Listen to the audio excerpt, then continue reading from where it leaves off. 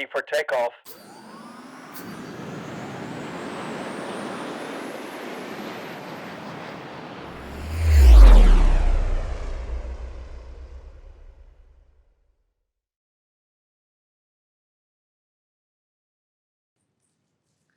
All right, so these are some pictures that DALL-E gave me of machine-generated gems. So it's machine-generated images of machine-generated gems, and they're in the graphic novel style. I thought it was pretty fun. But I wanted to roll back to 2019 for a second. So I was out on a walk. I was at an on-site in Seattle, and I was walking sort of from the event center to dinner, and I was chatting with my friend Alex about this really cool tooling that he was building. He was talking about how he was using React, but he was writing all these different programming languages using React, and it sort of blew my mind a little bit. I was like, this is really, really interesting. I was sort of bedazzled, as we are when we're talking about gems. And so I have been sort of like chomping at the bit, waiting to go out and talk about this. And so I'm super excited to share it with y'all today. But before we talk about automatically generating some of our SDKs, I want to talk about the hard version, which is writing things by hand. And when I was going through practice, one of the people who I told we used to write all of our gems by hand, they said, by hand? As if like we were actually like pencil and paper, which is not true. So I work for a company called Stripe. The only thing you need to really know about Stripe today is that we have a web API and that a huge lion's share of the people who integrate with Stripe use our official client libraries. So we have a bunch of different client libraries. Stripe Ruby is one of them. It's a very popular gem. Stripe APIs are used by millions of businesses around the world, from super small startups all the way up to massive enterprise companies to accept payments, make payouts, and just generally manage their business online. So again, developer experience the hard way.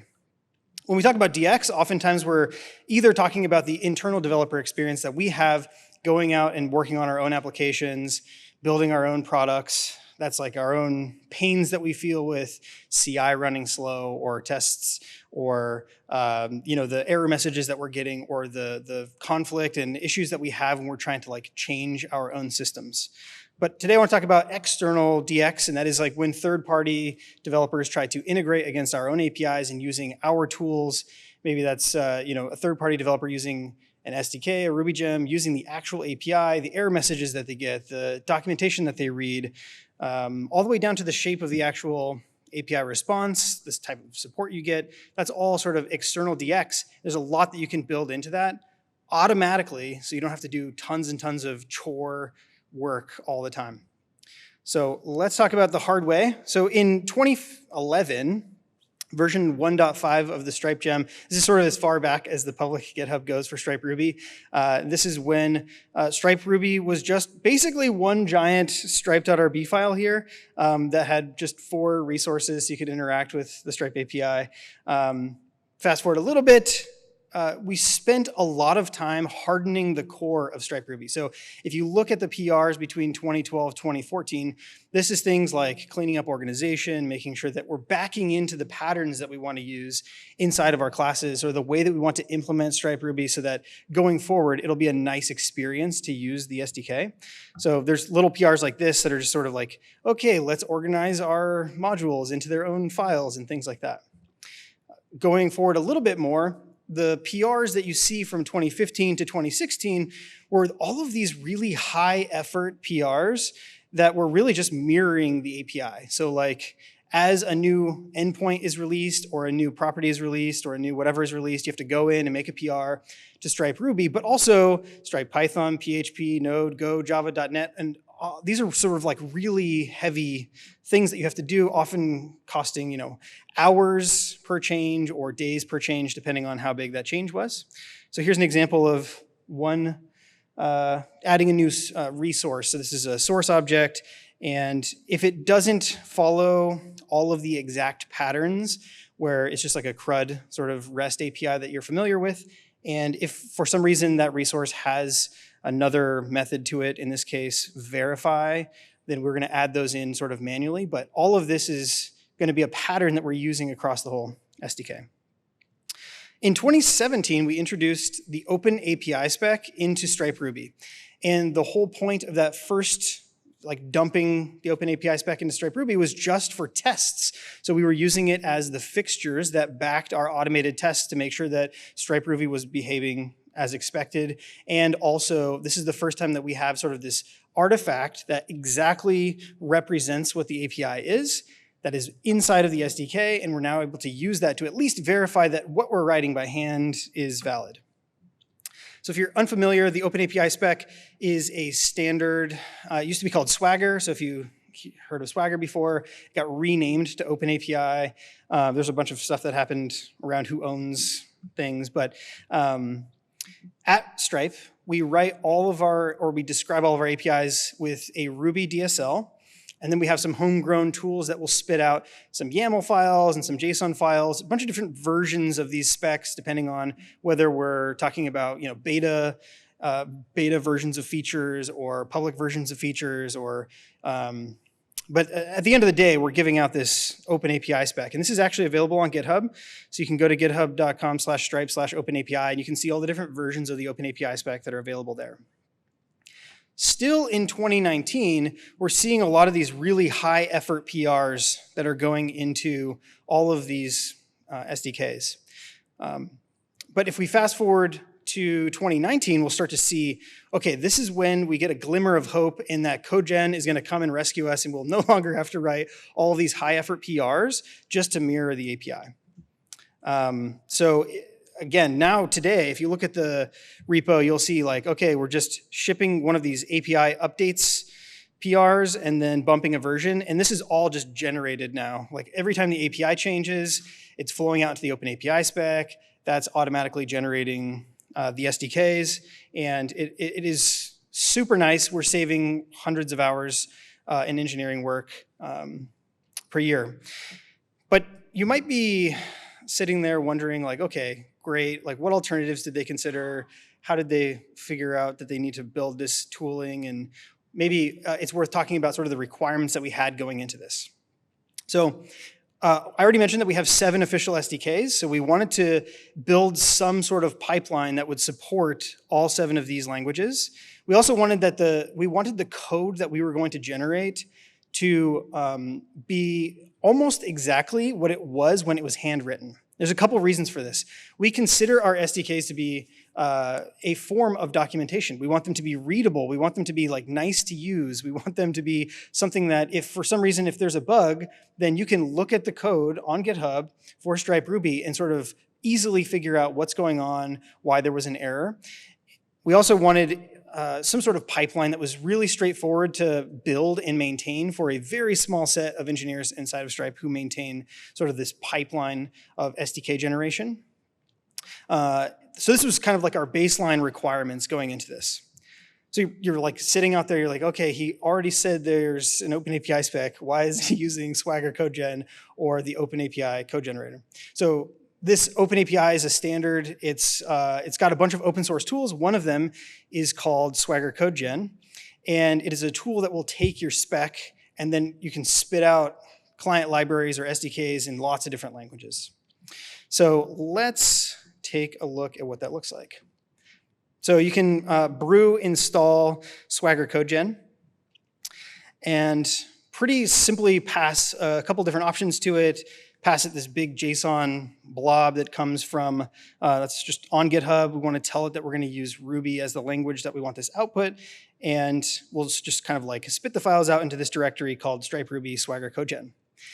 So this is going to go and generate tons and tons of files for us. And if you are starting today from scratch, this might actually be a really good option. It's just like go use this off-the-shelf tool that you can target tons and tons of different languages for really easily. Another reason that we wanted to do this is that, or one of the reasons that we wanted to target existing, target matching the existing code that was already there and already human readable is that we wanted to minimize the breaking changes that third parties would have to make. Okay, that didn't work as expected. Doesn't like pausing in the middle when I'm trying. Okay. All right, so Swagger CodeGen spits out this giant Ruby file called default API.rb. And if we look at the number of lines, 30,000 line file. So just like a super massive file for default API. But that's not the only part of the SDK that's being generated. So if we go into this models directory, which represents either sort of the params that we're sending into the API or the like results that we're getting that are being then deserialized and bound to these Ruby objects. There's over 2,000 of them. So it's like if there was a bug, you'd have to go dig through either these 30,000 line files or 2,000 different files. So it's like super tricky to go and debug anything. And we felt like the developer experience wasn't great. This is actually one of the resources. This is a customer object that Swagger CodeGen would spit out for you. It's actually pretty nice. Like there's documentation about all the different attributes. And if you, again, if you're starting today, this is probably like a really good option off the shelf. There's a couple different formatting things that were sort of bothersome, and a lot of this code was repetitive. So computers are really good at generating repetitive stuff and then understanding repetitive stuff, but we aren't as good at that. Okay, now it's no longer full screen. Okay. There were a couple different things that made using off-the-shelf tools challenging, and that's because there's some features of the Stripe API that are a little bit unique. So one of them is that we have this concept of expandable fields. So that means that by default, if you make a request to the API and you get back a JSON object, and somewhere in that object there's an ID to a related field, then it's possible to change the parameters that you sent for that previous request, and instead of just getting the ID back, you would get a fully nested object that's like expanded in place inside of the JSON that you got back. And that means that you have like kind of these polymorphic things where like, oh, a property could be a string or it could be like this other giant thing. And so that made it a little bit challenging, but the OpenAPI spec is really flexible, and so you can add your own sort of extensions to it. So one of our extensions is expandable fields. There's a handful of others, but that made it challenging to use off-the-shelf stuff. So while it is a convenience for developers to have these different tools to, in that case, it's to avoid an N+1 query like to the API, it can make it challenging to use off-the-shelf stuff. So this Swagger CodeGen takes this approach that uses templates. They're kind of messy, and if you look into the actual source of Swagger CodeGen, it's basically just like these giant mustache templates that you then feed in the OpenAPI and fill out, okay, this is the name of the class, this is the name of the methods, and then we'll like iterate over certain results that are in the spec and spit those out as parts of the resulting code. We actually did a lot of this in our documentation, and for a long time, all of the snippets that you saw in the docs, those were all just like written in ERB, and just straight up like the raw code was in the ERB template. And so we'll talk about how that has improved also. But this sort of string concatenation approach or template approach was something that we wanted to avoid because it's sort of just messy and toilsome. On the other side of the world, we've got these AST builders and printers, right? So like Ruby syntax tree or using a tool like that would be an option to approach it from a different angle. But this is like a list of reasons why we didn't take that approach. Oftentimes, these AST builders and printers are very specific to the language that you're targeting. And so as a team, we would need to go and learn all of the different AST builders and printers for Go and Java and C# and all the different languages that we want to support. Okay, let's take an introduction to this thing called Prettier Poet. So this is one of the components that is involved in our pipeline. This is the one that I'm most excited about and super pumped to share. So Prettier Poet is a React-like tool for generating readable code in several languages powered by the core of Prettier. So who's used React before? Okay, almost everyone. Okay, at least at some point. Okay, maybe 90%, 95% of the room. So then we'll be able to spin through the hello world stuff pretty easily. So React, we all often think about React in the context of a front-end framework, right? So we're writing these components, and we at the end of the day are going to receive back some HTML, right? So React is going to generate this HTML for us, but it's also going to give us some like reactivity, like you can have click events and you can listen for changes on things. We don't actually use the events or reactivity. We are just using the components. So what's nice about this is that we can have sort of really isolated things that are easily testable, and then we can build them up into much bigger things. So in this case, we have this welcome component that is like super, super isolated, takes in some props, and then renders out some things, and then we can build an app component that is composed of these smaller bits. We also get conditional rendering, a bunch of other nice features from just using JSX. React is used for a couple of other like really interesting use cases. So React Native is a way that you can write the same sort of React code, but you're building for like cross-platform mobile applications. So you can write for iOS and Android, but still you're using React. There's another example here. So Raycast is an alternative to Alfred or Spotlight on your Mac. There's an extension gallery for Raycast, and you can implement extensions using these different React components and tools. All right, so I wanted to do a live demo. So this is Prettier Poet. So on the very first line here, we're importing React, that's so we can use JSX. We're also importing this render to string thing that's gonna let us render out something to a string. And here we're importing Ruby.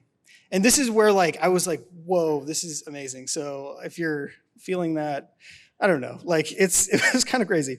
All right, so we are gonna build this higher order component called Say Hello Ruby that's gonna take in some props that have a message on it. And now we see this new component or a subcomponent of Ruby called method call. And you give it a callee, and you can say whether or not you want parentheses, and then you can pass in some arguments. And finally, we're just got like this little helper method that's gonna call render to string, and that will actually like print out to the console some Ruby code. You'll notice here when we're looking at the render to string function, it's kind of like a little, yeah, it's just like a little printing function, but one of the arguments to render to string is a print width. Now this is where Prettier comes in really handy, and that lets you, depending on how wide you want to like actually print the code, it will break it at the correct line breaks. And so if you're interested in the way that Prettier is implemented, there is a paper that we'll link to at the end, and you can take a look at it. It's only 22 pages long, and there's a bunch of like fancy math in there, but there's just like a handful of functions that if you implement them, you can build a tool that will make your code really beautiful, right? And so we've probably, many folks that I have worked with in the past are familiar with using Prettier as a good way to just like auto format your code. There's other alternatives in Ruby. We've got like Ruby format, and you know there's a lot of other things now, but Prettier is a language agnostic way to sort of build tools that make your code look nice. All right, let's run it. Okay. So here's our output. Puts hello RubyConf, but that's not valid. I mean, it is valid if we have hello and RubyConf as constants, but what, okay, so we wanted it to be a string, right? But instead we printed out just the actual like raw contents of what was passed in as the message. And so we need to use another feature of this Ruby like language toolbox that we have here, and that is ruby.string. So here we're gonna pass in as an argument ruby.string, and its value is gonna be the message that we're passing in.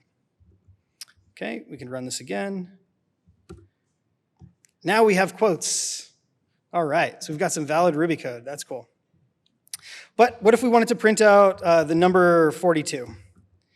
Okay, let's see how this works, because I don't know, maybe it's going to do something fancy with this string thing. All right, so we run it, and this time we get an exception. It says what you tried to call a string is actually not a hard-coded string, it's something else. And so you get an exception. It's like, okay, the props that you passed in, they're not valid. And so this allows you to kind of like be really careful about what you're rendering out. So there, instead of using ruby.string here, we can use ruby.literal. That's another component. So we'll run this again, and now we're able to say puts 42. And if we wanted to, we can put in both 42 and, I don't know, hello. Run this again, and we should be able to see both options there. So now we're able to like print stuff out. Okay. Let's look at another example. Now we're importing Ruby, and we're also importing JavaScript. So now we have this higher order component called Say Hello Ruby, which looks exactly the same as what we just showed. We also have Say Hello JavaScript. And here we have js.methodCall, and its callee is console.log. Technically, there are other tools. I took a couple of shortcuts to build the demo, but there's other tools that you can use if you need to like build a long method chain. So you can say like, oh, I'm in JavaScript and I need to build a chain of different calls. That way, when Prettier is rendering it, if the line of method calls is too long, it can sort of like split out. So it has kind of like the top level thing and then the dots on the new lines with the correct indentation. So this is cool. We're able to print out some stuff in different languages. Now we have this say hello function that is just gonna like sort of switch on the language that we actually wanna print out. So down here at the bottom, we're gonna try to render hello Ruby and hello JavaScript, both of those different languages. So we'll say 2. And now we get puts hello Ruby, and we also have this console log for JavaScript. So let's add Go in here. So here we can just say Go. You also notice that like the say hello Ruby does not have parens, but the method call in the JS component world like has to have parens. Like you can't have a JS method call without parens, as far as I know. I mean, there might be some edge case out there, but all right. So let's say const say hello Go. All right, thank you GitHub Copilot. Go.method call, whatever. So Go, it's not actually called method call, the component in Go. It's actually called function call. And this is the right callee, format.println, and it will know that it's printing the right thing. We need to add this down here so we can say, all right, we want to actually print out Go, say hello Go. All right, and we also need to print out the right language, hello Go. And we'll just see if this works. Nice. All right, so now we're able to print out 3 different languages, and we're using kind of like this cool style. So we'll come back to that, as that's like one of the really important features that we use in the documentation to render out like all the different languages as you're kind of like switching through and picking a different language. Okay, so let's look at a third example. If I could type. All right, so this is another example where we're gonna have to just imagine for a minute that this spec at the top is actually the OpenAPI spec, right? Like the spec that we have is so big that GitHub won't render it, so I assume it's like just really big file. And in this case, we have 2 resources. We have a coupon and a customer, and then maybe we have some operations so we can like, you know, send a post request, a get for a single one, or a get for a list. And what we want to do is render out several different models. So here we can have a Ruby module with our namespace at the top. Then we can have a comment with like a class level description of what we've got going on. This line tool here comes directly from the core of Prettier Poet. It is not Ruby specific, but it is something that we use when you just want to like add some lower level formatting as you're building this stuff out. So there is a set of Prettier Poet components that we use to build up these language specific components, and then sometimes you use them as you're building these higher order tools. Next, we're gonna create a Ruby class. We do have to pass in the right strings when we're saying like, okay, here's the name of the class. We want to capitalize it. And you can also say, okay, this is gonna inherit from some other thing called API resource.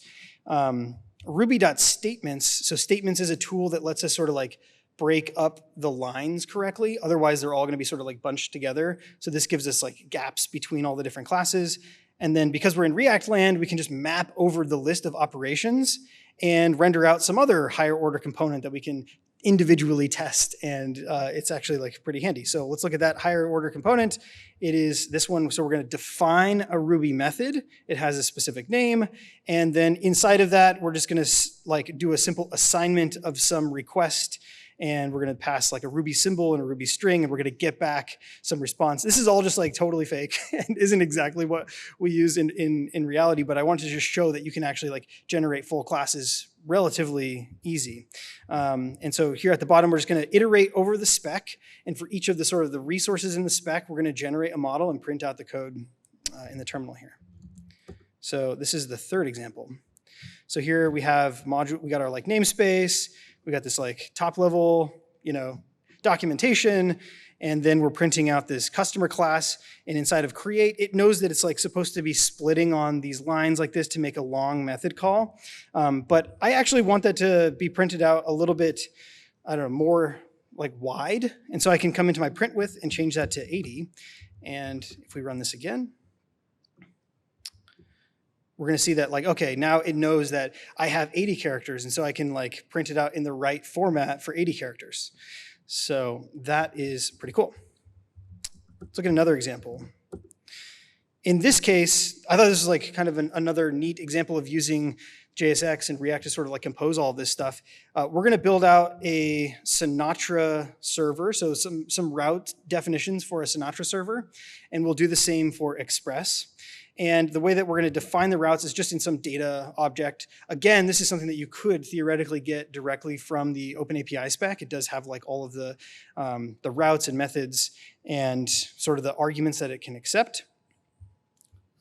Ooh, warning, something. Oh no. All right, Amber Alert. Darn. Okay. Inside of our Sinatra route, there's going to be some children, and so we can define this higher order component called a Sinatra route that's going to take in the name, the method, the path, and then some children doc, right, that we can then render out inside of our block. So here we're going to define another Ruby method call. So this is going to be sort of either get, post, put, delete, and then the actual arguments to that is going to be some string and then a block. And inside the block, that's where we define the contents for like the request, the like business logic for the request that we want to actually run. And then inside of we can define a Sinatra app that uses this Sinatra route, and as its children, we can define a Ruby method call. And for now, we're just going to print out tests to keep things easy. And we can do the same thing with Express. So in Express land, I would just put everything in one giant function, but let's run them both. So 4. Okay, so now we're printing out some routes for Sinatra, some routes for Express. Pretty cool stuff. All right, another example. In this case, we want to render out what it looks like to use the SDK. So we're going to like print out what does it look like to use Stripe Ruby to make an API call to Stripe. So at the top, we might have some spec and some methods. And then we have this API call, which is going to use a couple of other higher order components. One is going to be the callee, and that's going to like figure out, okay, which resource are we talking about? Is it customer or coupon? And then based on that resource, which method are we going to call? Create, retrieve, list, etc. So we have some params that we're taking in and printing out a Ruby symbol hash, because that is the thing that you would pass in as an argument to like a create call. We also have this callee. I'm, again, like sort of hard coding a bunch of this for brevity, but you could use tools to compose Stripe, : some other namespace, class name, etc., with the name of the method at the end. Okay, so down at the bottom, what we have is API call Ruby. We give it a path, we give it the HTTP method, and then some params just as this like JavaScript object right here, and then we can run and render this out. This is number 5. So now we get Stripe customer create, and you can see the email, the payment method, etc. So those are the live demo. It's like the live demo portion. And I wanted to like just quickly look at where this is used. So when we're in the documentation here, all of this code that you see that is part of rendering out the curl API call, using the Stripe CLI, using Stripe Ruby, Python, PHP, Go, Java.NET, this is all using that same tooling under the hood to build out an API request. And what's really cool is this enables documentation writers, technical writers, to build out code in 7 languages plus curl plus Stripe CLI without actually knowing how to write most of those languages, right? And so what we've done is we've taken that React code and built it into this tool. It is a markdoc component, so that you can just pass in a few arguments to this CodeGen snippet component. Markdoc is the open source library that we use to implement our documentation. But what's nice about this is that when you go to generate the API calls, we can also run validations. So we know, okay, the checkout session endpoint requires that you pass a success URL and a cancel URL. So we're not actually going to render the code for that unless it's valid. So we can go through and make sure that not only are we able to generate the code in all these different languages, it's valid code in all the different languages, and we can even include things like metadata. So now we can enable documentation and technical documentation writers, but also just like the amount of code that we've deleted from our code base that is just purely for examples was amazing. It's actually really fun to find old examples that are not using this CodeGen snippet tool yet and just go and just delete hundreds of lines of stuff that's either in ERB templates or just is hard-coded in these markdoc files. So this was a tool that was sort of like just put together in an afternoon using the core foundation of the CodeGen tooling. Now there's a few other things here that we do. So in the API reference, you've probably seen similar API reference manuals where on the right side you see the code, but oftentimes the code that's being shown to you is like, okay, here's the path, and we're just going to use some like REST client, we're going to use some other like low-level HTTP library, but now we can actually generate the code snippets that mirror the SDKs. So that's pretty powerful. We can also generate change logs because we can know the diff between each of them, and we can, so this sort of like change log bit is all auto-generated. Postman collection is auto-generated, and one final thing is this, the Stripe CLI UI, which if you go to any of the Stripe documentation and hit tilde, this comes up and you can say like Stripe customers list, and that will like actually hit the API, bring back your customers, and render them directly in the browser, so you can kind of go through and check that out. All right. Thank you so much for your time and attention. Really appreciate you joining and hearing about this. I was like, again, super pumped when I heard about it. Got to use it for a few different projects, and yeah, happy to be able to share. So I'm available here if you want to chat, and yeah, otherwise I'll be up here for questions. Thanks again.